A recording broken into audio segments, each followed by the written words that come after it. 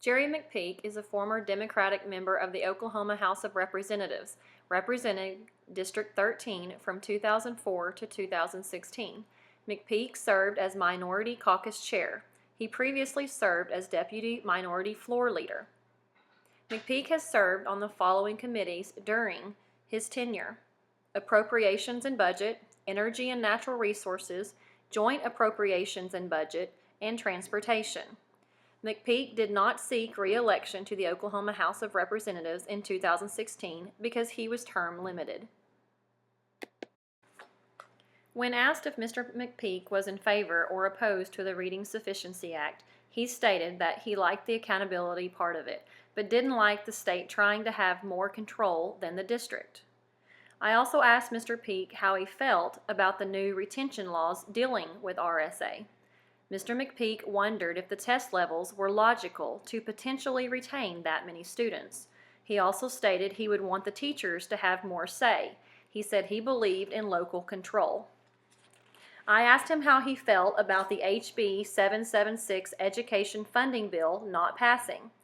Mr. McPeak answered that we have elected people who have cut taxes for rich people and not the poor people. This tax cut has caused our downfall.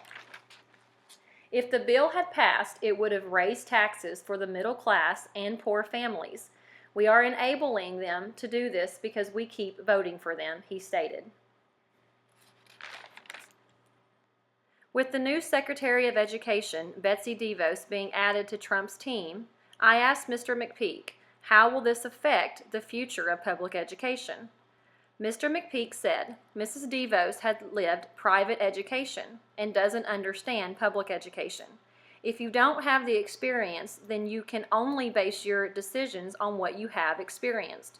So many of our legislatures have homeschooled and private school educated children.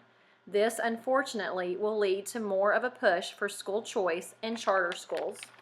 I asked Mr. McPeak what would his suggestions be to help with our budget downfall. Mr. McPeak was quick with his answer.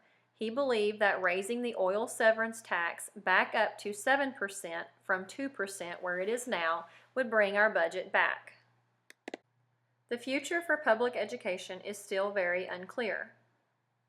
The strong push for charter schools and school choice will likely gain momentum with our newly appointed Secretary of Education.